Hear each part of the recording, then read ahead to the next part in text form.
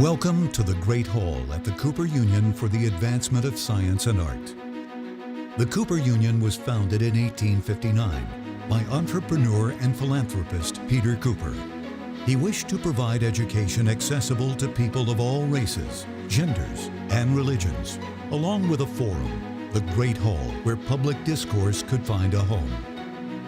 For more than 150 years, the Great Hall has been a platform for educational lectures, political movements, campaigns for social reform, and the creative arts. Here, abolitionists like Frederick Douglass campaigned to end slavery, and suffragists like Elizabeth Cady Stanton to gain votes for women.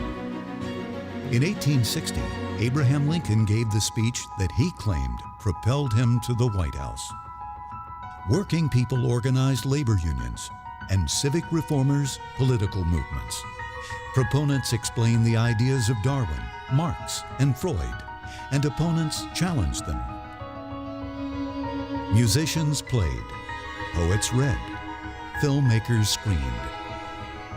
Ordinary men and women stood up to voice their opinions. The hall has offered a platform to American presidents, from Lincoln and Grant to Clinton and Obama. From its founding, the Great Hall has served as a forum for citizens to shape their society. Today, you continue in the legacy Peter Cooper envisioned.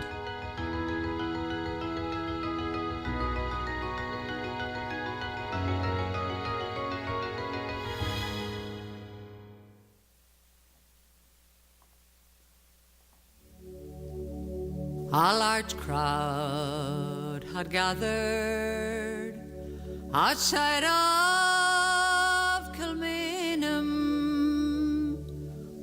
with heads all uncovered.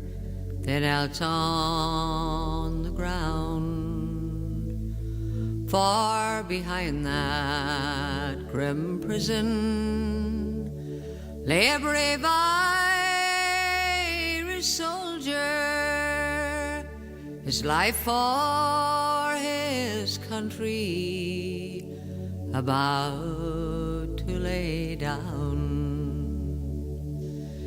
He went to his death like a true son of Ireland. The firing party he bravely did face. Then the order rang out, present arms and fire. James Connolly fell into a ready-made grave.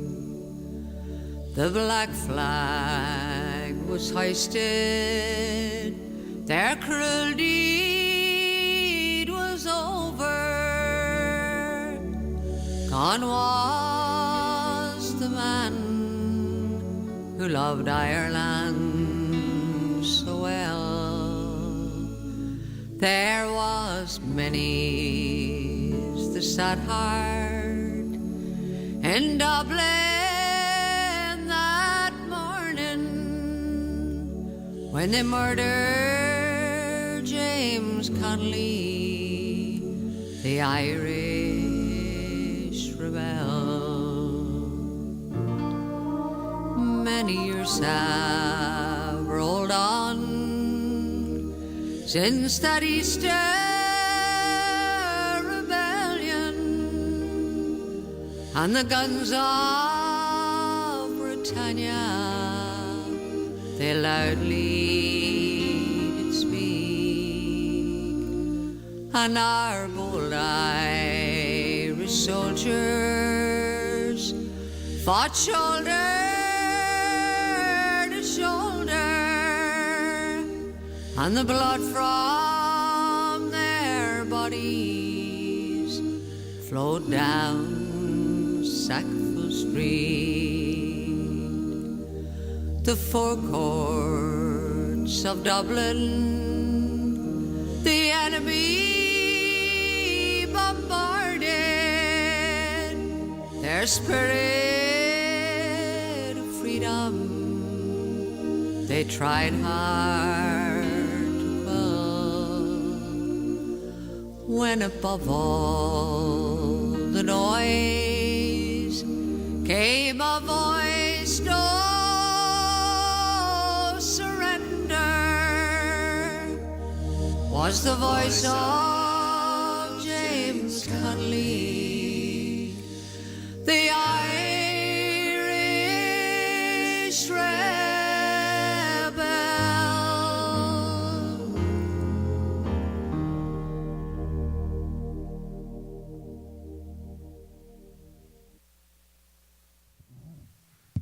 Hi. I'm going to read the proclamation.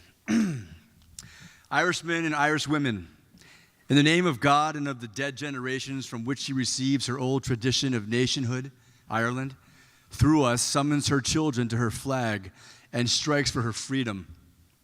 Having organized and trained her manhood through her secret revolutionary organization, the Irish Republican Brotherhood, and through her open military organizations, the Irish Volunteers and the Irish Citizen Army, having patiently perfected her discipline, having resolutely waited for the right moment to reveal itself, she now seizes that moment, and supported by her exiled children in America and by gallant allies in Europe, but relying in the first on her own strength, she strikes in full confidence of victory.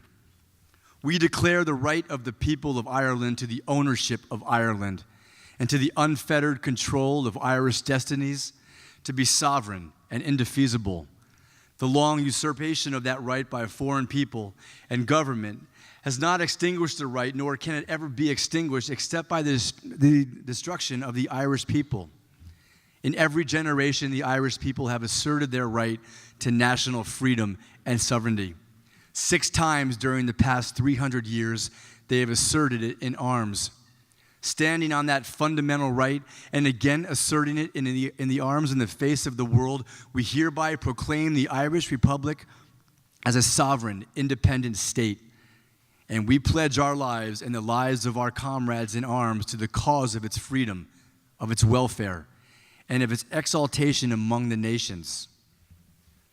The Irish Republic is entitled to and hereby claims the allegiance of every Irishman and Irish woman. The Republic guarantees religious and civil liberty, equal rights and equal opportunities to all of its citizens, and declares its resolve to pursue the happiness and prosperity of the whole nation and of all of its parts, cherishing all of the children of the nation equally and oblivious of the differences carefully fostered by an alien government which have divided a minority from the majority in the past. Until our arms have brought the opportune moment for the establishment of a permanent national government, representative of the whole people of Ireland and elected by the suffrages of all of her men and her women, the provisional government hereby constituted will administer the civil and military affairs of the Republic in trust for the people. We place the cause of the Irish Republic under the protection of the Most High God, whose blessing we invoke upon our arms, and we pray that no one who serves that cause will dishonor it by cowardice, inhumanity, or rapine. In this supreme hour, the Irish nation must, by its valor and discipline, and by the readiness of its children to sacrifice themselves for the common good, prove itself worthy of the august destiny to which it is called. Signed on behalf of the Provisional Government, Thomas J. Clark, Sean McDermott, Thomas McDonough, P.H. Pierce, Eamon Kent, James Connolly, and Joseph Plunkett. Thank you.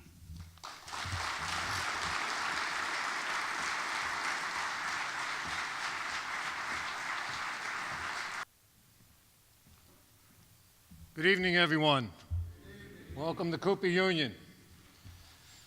Before we begin tonight, I want to thank all the unions that made these 2 nights possible. I also invite all the other unions to become part of the James Connolly Federation of American Labor Unions. I want to thank all our speakers, many of which who traveled from Ireland.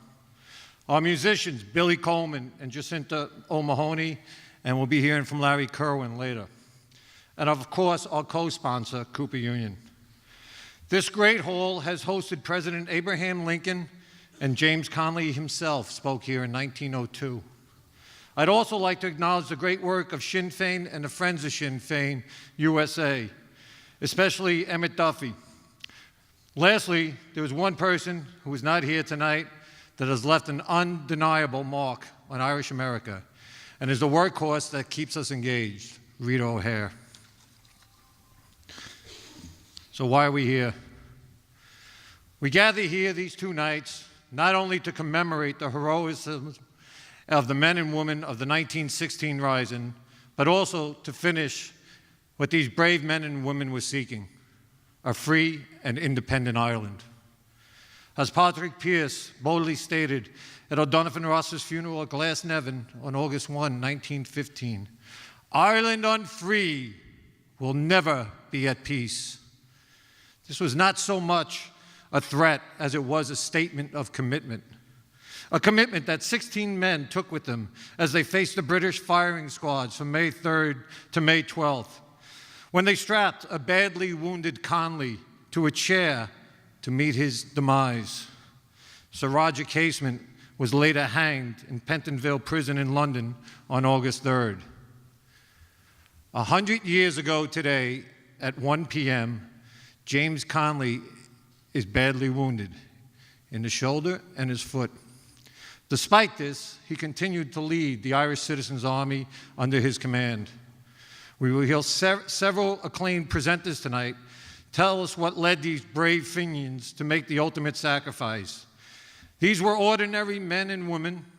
Their ranks included headmaster, tobacconist, poet, railway clerk, university lecturer, printer, humanitarian, water bailiff, art teacher, silk weaver, corporation clerk, farmer, newspaper manager, bookkeeper, chemist, clerk, and of course, the great trade unionist.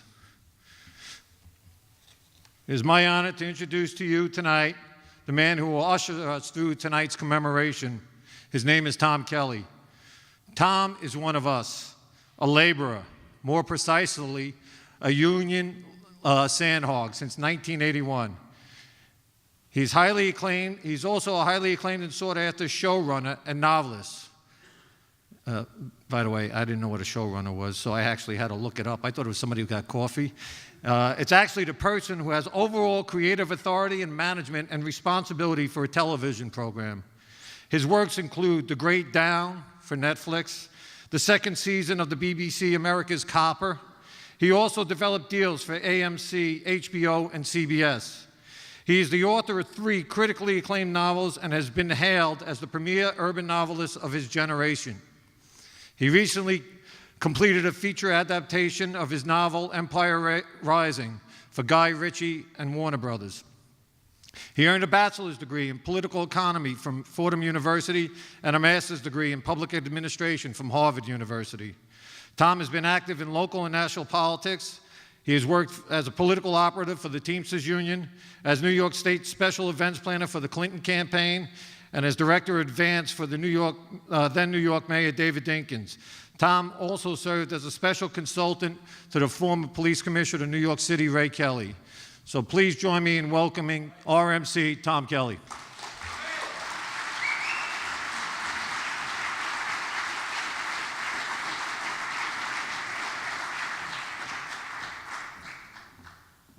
Thank you, Martin. Still trying to figure out how I ever got to be a boss, but TV's a funny thing, and it's everything you think about Hollywood that's probably crazy and silly and stupid is kind of true. And I'll be working on a television set, and everyone's got sad faces on, which I don't understand. You're getting paid to make stories up and put on TV. And I'm like, you could be 800 feet underground getting screamed at for 8 hours at a time by Horace Mahoney. A little bit different. I do want to thank Dean Winter for reading the proclamation. I'm sure many of you recognize him as Mayhem, which is kind of appropriate at an Irish event. He also is starred in many television shows and movies. His most indelible character was indubitably Ryan O'Reilly on Oz. Has anyone seen that show? Yes. He plays a treacherous Irishman very well. And if he had been with the lads in Dublin in 1916, things might have got sorted out quicker. I was asked to do this because I'm a writer. That's not why I agreed to do it. I agreed to do it basically because of my grandfather. My grandfather died a decade before I was born, so I never met him, and I only know about him what I was told, but there are some salient points. He was a farmer from Cavan. He was on the losing side of the Civil War, and like many Irish in the 1920s, he came over in 1926, exactly a month before Michael Quill, with his 4 kids at the time and his 8-month pregnant wife. They settled in the promised land of the Bronx, although they ended up on Arthur Avenue, and I could never really figure that out, but I guess it was probably started as a practical joke by one of his cousins. He went on to become a worker on the RIT. He ended up being a conductor on the 3rd Avenue Elevated, where he spent a quarter century. He was a charter member of the Transport Workers Union. He had 2 heroes, James Connolly and Michael Quill. He was often heard saying Michael Quill and God, and put them on the same level, which was probably appropriate at the time. Another story I like, my aunt was happy to tell me that when she was a young girl, she overheard some of his colleagues describing him, and one of them said, "Geez, that Pat Kelly's at least half a red," which I think is certainly then was a compliment. He died tragically, like many Irish immigrants at the time, within hours of seeing The Quiet Man. I'm not joking. He went to see the movie on a Sunday night with his wife, and they went home, and he went to bed, and he never woke up. And for the rest of her life, my grandmother insisted it was John Wayne's brogue that did him in. Probably true. Again, like many, he never got back to Ireland. None of my family that immigrated in the 20s, not a single one ever went back to Ireland. I think they had left a time and a place that was very troubled and painful for them. I did get my Uncle Jimmy, who was that 8-month fetus at the time. He was born a month after they arrived, and I finally convinced Timmy, was a veteran of the Battle of the Bulge, and I got him to come to Ireland when I was living there. It was kind of great to go around and go back to the old homestead, and I think he really appreciated it. Our next speaker is, appropriately enough, seeing who my grandfather was, John Samuelson, who's the current president of Local 100. John represents 42,000 workers at the MTA and numerous other transportation companies in New York City and Westchester County.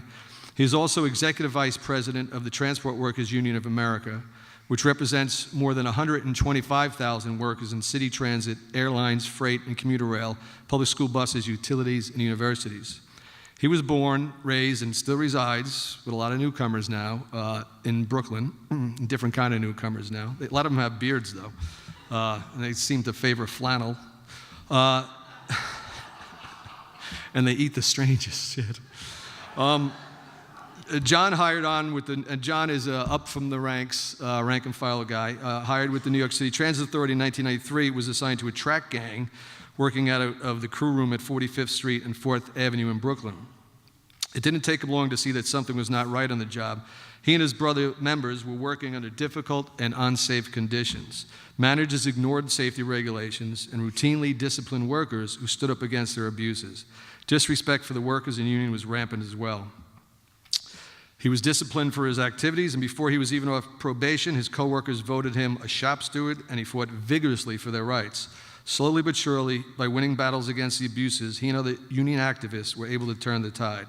For the next decade, John held a number of posts in the union, including lead negotiator for all safety-related issues in contractual bargaining between the city, Transit Authority, and TWU. He was elected president of the 38,000-member local in December 2009 and assumed office in January 2010. He's now serving his 3rd term as Local 100 president. In 2013, the TWU International Union Convention elected him as their executive vice president. City and state recently named him to their annual New York City Power 100 list of most influential New Yorkers. John is guided in his union beliefs by the teachings of James Connolly and TWU founder Michael J. Quill, and is an ardent believer in industrial trade unionism. Most importantly, he lives with his wife. He and his wife Lisa have 3 children. And before he steps up, I just want to say there's another thing I know about my grandfather. He's resting very peacefully in Gate of Heaven Cemetery because the Union is in very good hands. John Samuelson.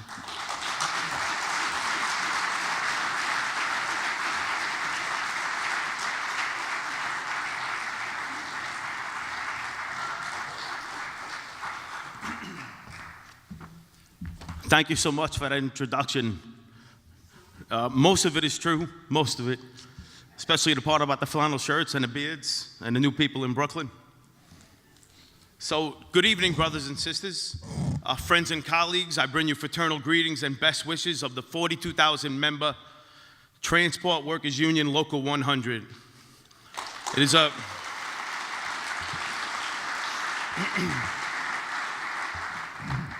And he said it right, it was 38,000 when I got elected in 2010, and we've grown the union by 4,000 over the last 6 years.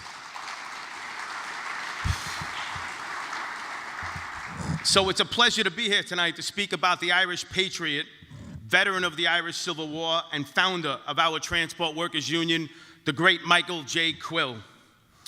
Before I do that, I'd like to extend a special thank you as well to the New York City labor movement and to our friends at Sinn Féin for organizing and sponsoring this great event which commemorates the centenary of the Easter Rising. I was privileged to be part of the American Trade Union delegation that went to Ireland over Easter week to participate in a host of events around the centenary. It was a thrill to meet with our brothers and sisters from the Irish Trade Union movement and with the great leaders of Sinn Féin, including the great Rita O'Hare, Mary Lou McDonald, and of course, Gerry Adams. Perhaps the most moving and memorable of those events was the Lost Leaders March that traced the final journey of the heroes of the Rising. The march began at Kilmainham Jail, where 14 martyrs, including James Connolly, were imprisoned and executed by the Brits for their roles in the Rising. The march meandered through the streets of Dublin and across the Liffey to Arbor Hill Cemetery, where the bodies of the slain warriors were sacrilegiously tossed in an unmarked grave.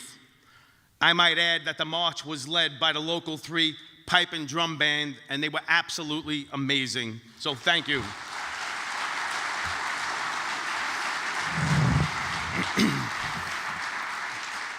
Thousands gathered at Arbor Hill for a beautiful ceremony that included the reading of the proclamation. It was capped off by an address from Gerry Adams that I can only describe as the most profound assessment of the current state of affairs in Ireland, both socially and politically, and of course, about continuing the fight for a united Ireland. The level of patriotism in Dublin that week was absolutely incredible. The tricolor was everywhere, the streets were packed, the mood was electric and inspiring. But part of our trip also took us up north to Derry, where I have lots of family, and the mood there was noticeably different. There were no longer any border checkpoints, and the trip up there is like going from New Jersey to New York without the tolls. Folks know it was much different when I started going to Ireland in my early 20s. Much different. But the fact that on one side of the now unmarked line you use the euro, and on the other side you use the pound, is the first indicator that there's still a very long way to go. There were few, if any, signs of the tricolor in Derry, except in the working class neighborhoods of Derry City. By the same token, there were no signs of the Union Jack either, but still, there was a tension in the air in Derry that could not be found in Dublin. A parade was held in Derry City on Easter Sunday to commemorate the centenary. The Unionists then gathered with a counter-march on Easter Monday, specifically to counter the march that happened the previous day. So yes, there are still miles to go in Ireland. Anyway, I am here to talk about the great Mike Quill. And one thing is for certain, there would be no Transport Workers Union today as we know it, and no Mike Quill, as history remembers him, without James Connolly and without the Easter Rising. Mike Quill's fighting spirit had been brought to life in the Kerry Mountains. He was born in Kilgarvan on September 18th, 1905. During Ireland's War of Independence from 1919 to 1921, the teenage Mike Quill was a dispatch rider for the IRA. His family home served as headquarters of the Kerry No. 2 Brigade of the Irish Republican Army. His uncle's house, also in Kilgarvan, was a home so renowned for its revolutionary sympathies that the occupying garrison of the Black and Tans derisively nicknamed it Liberty Hall. They meant it derisively, but I'm sure folks took that as a great compliment. Quill made it to the U.S. in 1926 thanks to an uncle who was a conductor in the subway. He helped the now 21-year-old Quill to get a job in transit as a change maker. The current title this day would be called station agent. During his downtime, Mike Quill devoured the writings of James Connolly, who, along with Big Jim Larkin, was a co-founder of the Irish Transport and General Workers Union. Quill became devoted to Connolly's philosophy of industrial trade unionism. As we know, Connolly spent at least 7 years in the United States as an organizer for the Wobblies. Importantly, Connolly was in New York for the failed transit strike in 1910. In Connolly's 1910 pamphlet, The Axe to the Root, Connolly had written in great detail of how craft divisions had ensured the defeat of that strike. And in Connolly's opinion, a new model of industrial trade unionism was required for the city transit workers to unite under one umbrella and to defeat the bosses. Here were Connolly's observations of that event. Each craft was organized as a distinct body, having no obligation to strike or fight beside any other craft, and making its own contracts with the bosses, heedless of what was happening between those bosses and their fellow laborers of another craft in the same industry, same building, same shop, and perhaps even the same room. Connolly continued, the number of scabs was large, but small in proportion to the workers on strike. Yet, the strike was broken. It was not the scabs, however, who turned the scales against the strikers in favor of the masters. That service to capital was performed by good union men with union cards in their pockets. These men were the engineers.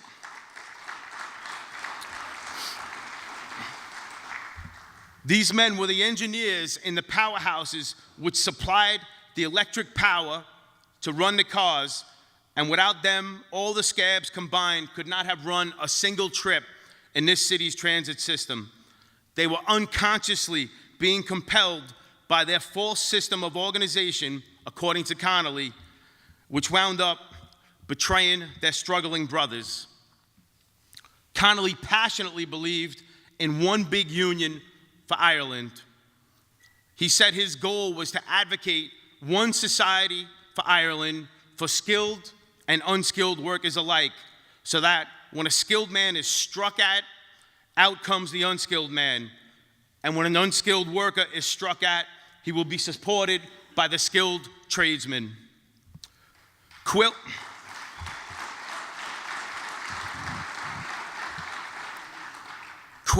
and other early supporters tried to build the Transport Workers Union from a unique mixture of two revolutionary traditions: the insurrectionary history of Connolly and the IRA, and the Communist Party. That's the founding of our union. At the time,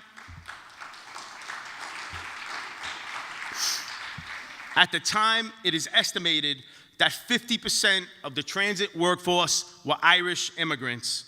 The IRT, the union's first major organizing target in 1935, was in fact filled with veterans of the Irish War of Independence and the heartbreaking, absolutely heartbreaking Civil War that followed. It was so Irish that in fact some jokingly referred to the IRT as Irish Republican Transit.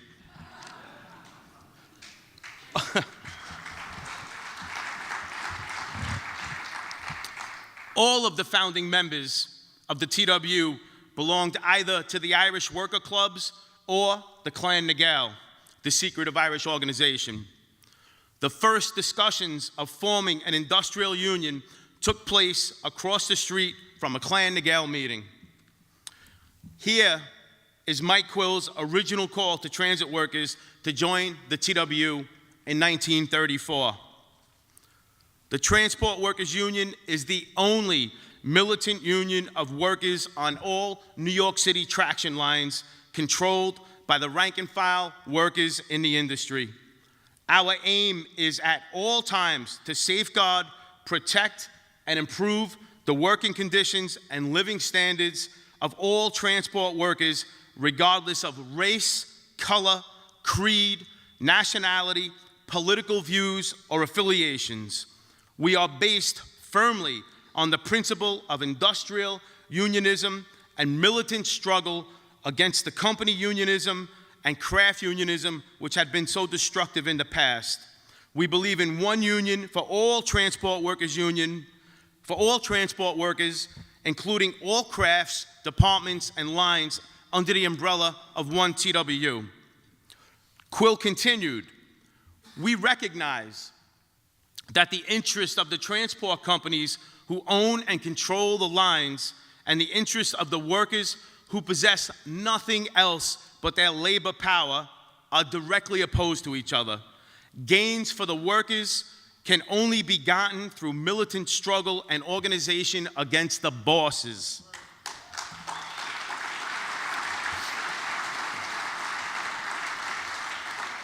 That piece that Quill wrote in 1934 sounds like it could have been written by James Connolly himself, to tell you the truth. But I'll tell you, Mike Quill was certainly more than just about talk. He practiced what he preached, especially when it came to race and gender. In 1935, during the union's earliest organizing drives among the IRT, Quill reached out to the IRT's black workers who were the lowest paid and relegated by the bosses only to porter positions in the transit system. No other attempt had been made to organize black workers in this system. Quill worked with activists in the porter title and formed the Porters Committee of the Transport Workers Union. Listen to the language contained in one of the flyers circulated by Quill among the porters. Only the company gains by keeping us lower paid, Jim Crowed, in fear and in a position to be used as the first split in workers' unity. We now have a chance to put an end to the long road of abuses and discrimination. The Transport Workers Union is organizing all the workers in this industry. This union stands for full and equal rights for Negro and white workers.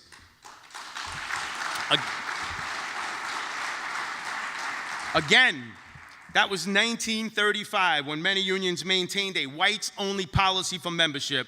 Michael Quill was a tremendously radical figure for his era.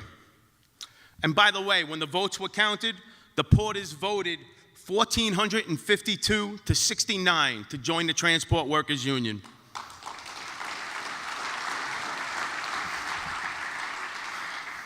So Mike Quill didn't stop there. In the TW's first contract for all the hourly titles on the IRT in 1937, Quill demanded and won a breakthrough minimum weekly salary of $25, which was an enormous gain for the porters. Percentage-wise, it far outstripped the increases for other titles. In 1941, Quill led his first strike, this against the privately owned bus companies in Manhattan.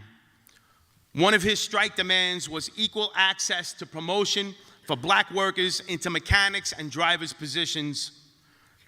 A state mediator came in to settle this strike, and the state mediator settled it without a resolution on this promotion issue for black workers. So later that year, Mike Quill supported the Harlem bus boycott along with Adam Clayton Powell to protest the lack of opportunity for black workers.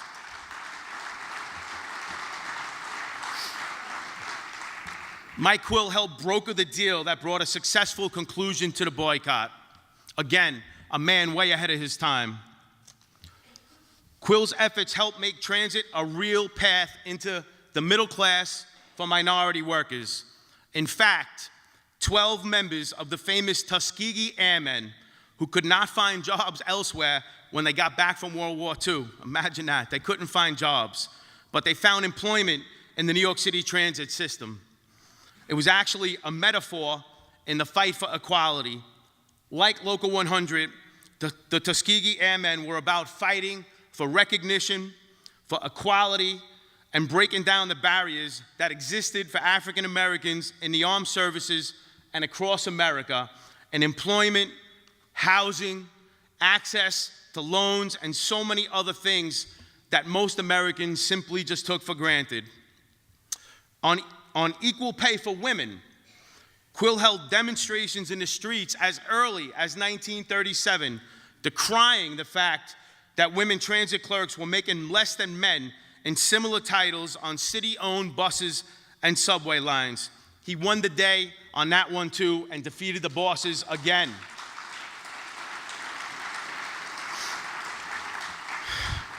James Connolly wrote passionately against young Irish boys and men going off to fight imperialist wars for the British Empire on foreign soil.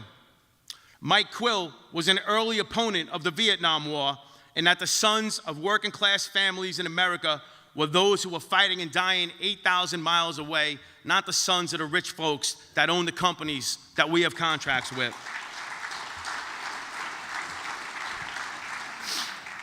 But all was not peaches and cream for the TW or for Mike Quill.